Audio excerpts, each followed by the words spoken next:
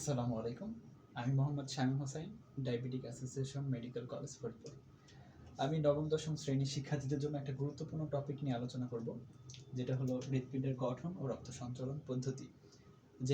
যেই টপিকটা থেকে প্রতিনিয়তই সৃজনশীল আর এমসিকিউ আসে, অবশ্যই আসে, সেই টপিকটা তোমাদের বোঝানোর চেষ্টা করি। চলো আমরা শুরু করি। আচ্ছা, ফার্স্ট অফ অল আমরা শিখব হৃৎপিণ্ডের গঠন। আমরা কিভাবে একটা হৃৎপিণ্ডের সহজ গঠন আঁকাইতে পারি, যেটা দিয়ে রক্ত সঞ্চালনটা ইজিলি আলোচনা করা যায় বা ইজিলি বোঝা যায়, লিখতেও পারবা সহজভাবে। তাহলে সেই গঠনটা আঁকাবো। বই অনেক কঠিন করে আঁকানো আছে, আমরা ওইভাবে যাব না, সহজ একটা পদ্ধতিতে আঁকাবো, যেটা তোমরা একটু লক্ষ্য করো আমি কীভাবে আঁকাচ্ছি। আচ্ছা, ফার্স্ট অফ অল আমরা কী করবো, হৃৎপিণ্ডের একটা নর্মাল শেপ আঁকাবো। হৃৎপিণ্ডটা দেখতে কেমন তার শেপ আঁকাবো। আমরা সাধারণত গ্রামের ভাষায় বলি যেটা দেখতে কলার মোচার মতো।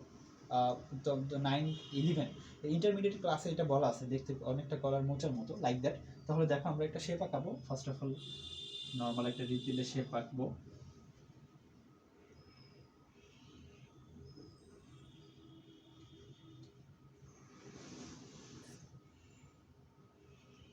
ওকে, শেপ আঁকলাম। এখন আমরা কি করব, এই হৃৎপিণ্ডের যেই রক্তবাহিকাগুলো আছে সেই রক্তবাহিকাগুলো দেওয়ার ট্রাই করবো। আচ্ছা, রক্তবাহিকাগুলো আমরা দিব। দেখো আমরা কিভাবে আঁকবো। ফার্স্ট অফ অল আমরা একটা টি শেপ আঁকবো। টি দেখতে অনেকটা টি এর মতো রক্তবাহিকাটা। দেখো আমরা টি এর মতো আঁকবো কিভাবে। এই যে একটা গোল দিলাম এরকম, ঠিক মিডল বরাবর নিয়ে আসবো আমরা। টি শেপের দণ্ডটা মাঝ বরাবর নিয়ে আসবো। আচ্ছা, এটা টি শেপ আঁকলাম। ওকে, টি শেপটা আঁকার পরে আমরা একটা সোজা দণ্ড দিব। সোজা দণ্ড, যেই সোজা দণ্ডটা ঠিক এই বরাবর ভেদ করে উপরের দিকে চলে যাবে, এই একটা দণ্ড, ঠিক এই দণ্ডটা নিচের দিকে ভেদ করে চলে আসবে। দেখো তোমরা একটু লক্ষ্য করো, ঠিক এই বরাবর আমি দিলাম। একটু বাঁকা হয়েছে দণ্ডটা, মনে করো যে এটা একটা দণ্ড যেটা উপর দিয়ে ঢুকে আবার নিচ দিয়ে পাঁচ করছে। ওকে, তাহলে আমরা দুইটা দণ্ড আঁকলাম। দুইটা দণ্ড আমরা নীল কালার দিছি বোঝানোর সুবিধার্থে। ওকে, তাহলে আসো নেক্সট পয়েন্ট। নেক্সট পয়েন্টে আমরা একটা উল্টা প্রশ্নবোধক চিহ্ন দেব। কি কি বলছি আমি? উল্টা প্রশ্নবোধক, সোজা না। তাহলে উল্টা প্রশ্নবোধকটা কেমন হয় দেখতে? ঠিক এরকম হয়, এরকম হয়। আমরা এটা নিচ দিয়ে দিচ্ছি, উপর দিয়ে পাঁচ করাচ্ছি।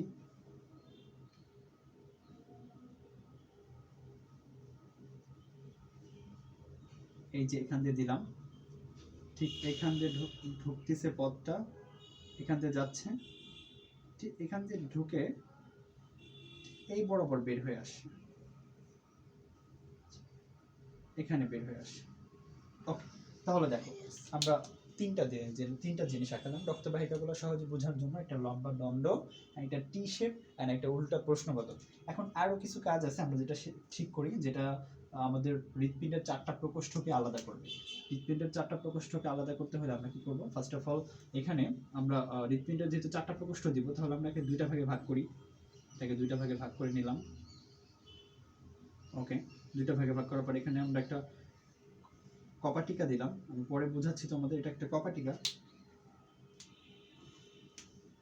এই আর একটা কপাটিকা। এইখানে আরেকটা আমাদের কপাটিকা হবে।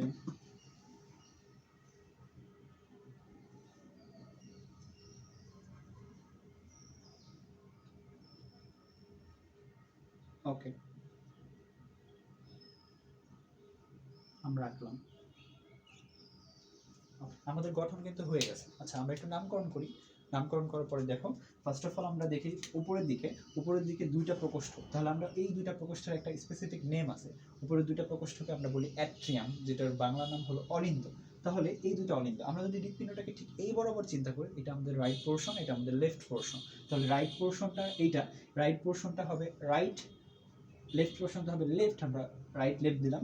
রাইট পোর্শনটাকে বলা হয় অলিন্দ বা রাইট অ্যাট্রিয়াম। আমরা এখানে আর এ দিলাম, রাইট অ্যাট্রিয়াম, এটা লেফট অ্যাট্রিয়াম বা ডান অলিন্দ, বাম অলিন্দ।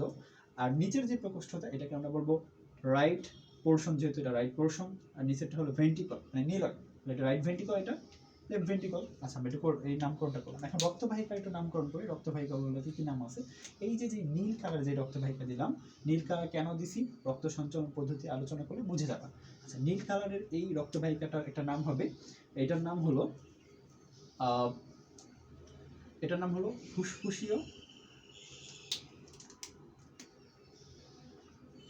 ফুসফুসীয়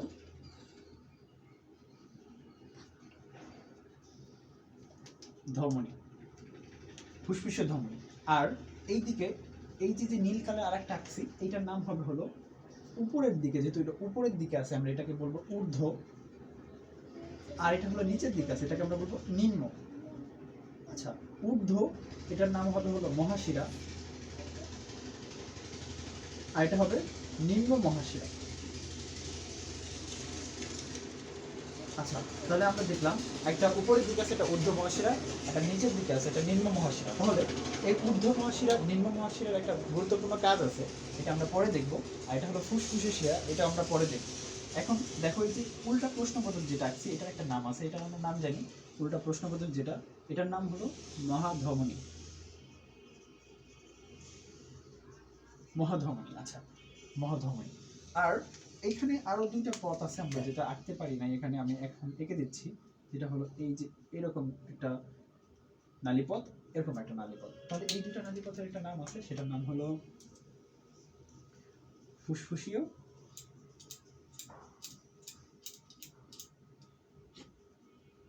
ফুসফুসীয় শিরা।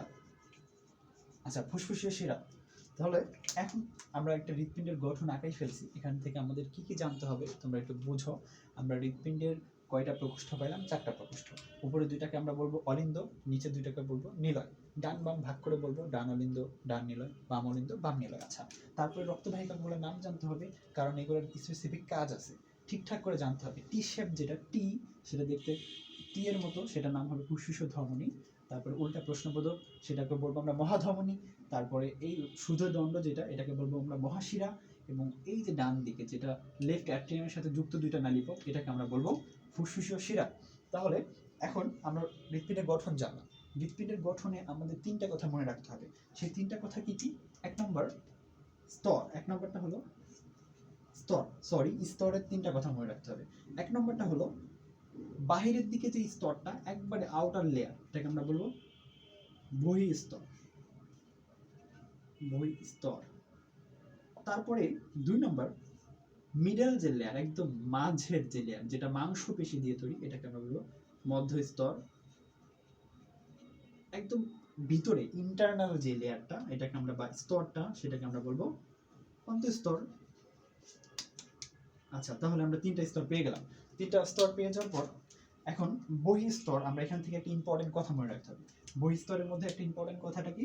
সেটা হলো এই বাহিরের দিকে স্তর, আমরা জানি যখন আমরা কোনো একটা ডেড বডি প্রাণীকে কাটি, যেমন গরু ছাগল যাই কাটি না কেন, তাদের চামড়াটা ভেদ করার পর skin and superficial layer, deep layer, এগুলো ভেদ করার পরে একটা পাই তোমার চর্বি জাতীয় পদার্থের বা ফ্যাটের একটা লেয়ার পাই, সেটা হলো আউটার দিকেই থাকে। তাহলে বহিঃস্তরের সাথে এখানে চর্বি লেগে থাকতে পারে। আমাদের একটা কথা মনে রাখতে হবে এখান থেকে, এখানে চর্বি লেগে থাকে, চর্বি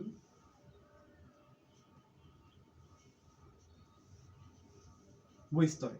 আচ্ছা, মধ্যস্তর কি? মধ্যস্তর দেখো এটা মাংসপেশি দিয়ে তৈরি। আচ্ছা, এই মাংসপেশির একটা স্পেসিফিক নাম আছে বা ইম্পর্টেন্ট নেম আছে।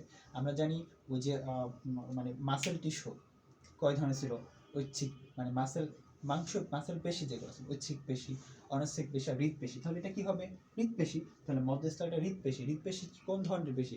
ওয়ান টাইপ অফ অনৈচ্ছিক পেশি, তাই না? দেখতে গঠনটা দেখতে ঐচ্ছিক পেশির মতো, একটা স্পেশালিটি।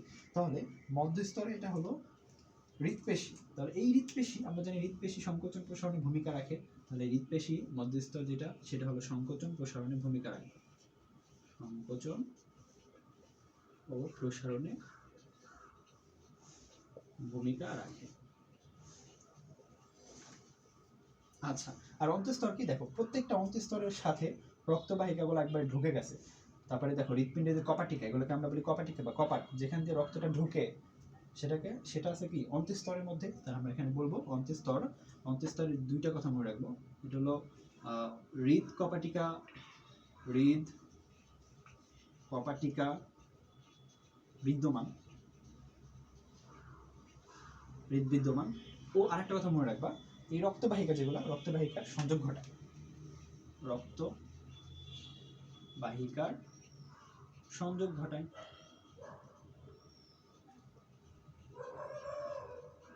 সংযোগ ঘটায়। ওকে, তাহলে তাহলে এই কথাগুলো আমরা মনে রাখবো। কি কি কথা মনে রাখবো তোমরা একটু জাস্ট লক্ষ্য করো, অনেক ইম্পর্টেন্ট। আমরা নেক্সট টপিকে যাব, রক্ত সঞ্চালন পদ্ধতি। ওকে।